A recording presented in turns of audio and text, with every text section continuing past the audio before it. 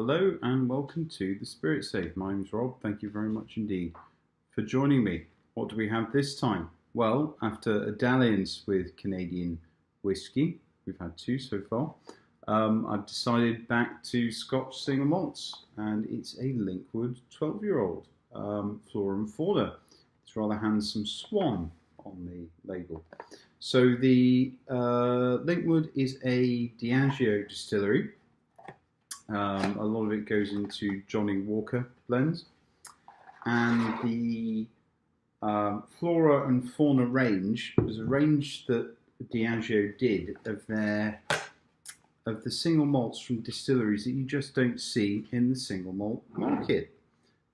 So they decided to do a range of these. They did it for a number of years and they're now being discontinued. So you got weird things like Spey Malt, no, it wasn't Spey Malt, what's it called? Strathmill and Tieninic and Arthusk that you just don't see in the single malt market. And they did it for a number of years. They've now discontinued them, but they're still available in the stores. Things like the Malt Lac is getting very, very hard to find. It sells for rather a lot at auction.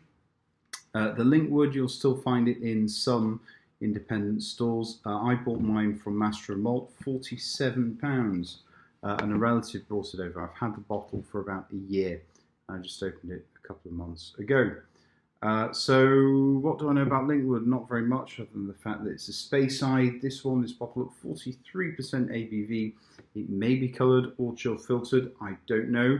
It's a Diageo product, so if I had to guess, in the absence of anything on the bottle, I would say it might well be.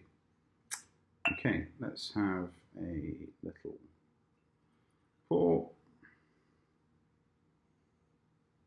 Very nice and fruity. Very definite wine note, Chardonnay note as we start. And there is, this time, and occasionally you find it fleetingly, a hint of peppermint oil, Fox's Glacier Mint. Altogether, it is fruity, vibrant, hint of kind of sourness, hint of peppermint oil, but you know, you've got chewy apple candies, pineapple juice, fruit cocktail notes, sherbet lemons,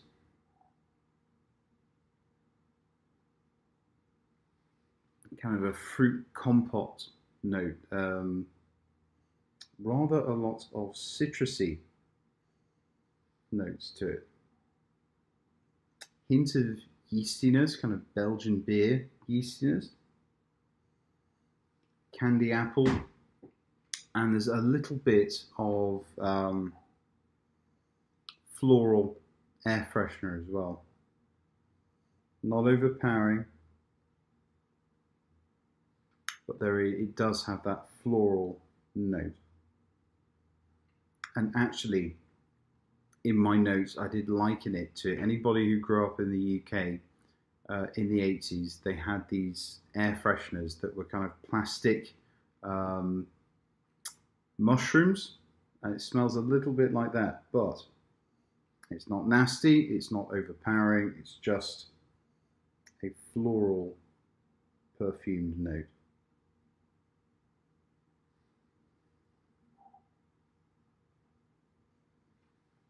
I did get a whiff of peat and also Barocca, which is a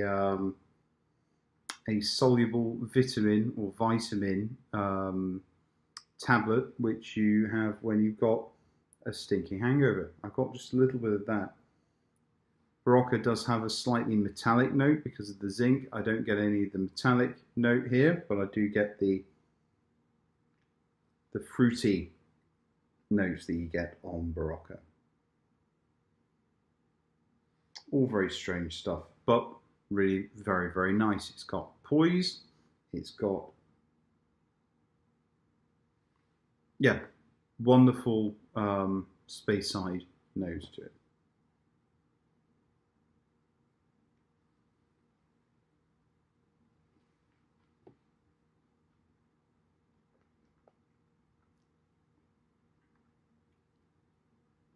On the palate, malt and spice dance on the tongue. Hint of slightly dry white wine, lemon, herbal candies. What are they called? Ricola? Herbal candies? Blood orange, most definitely.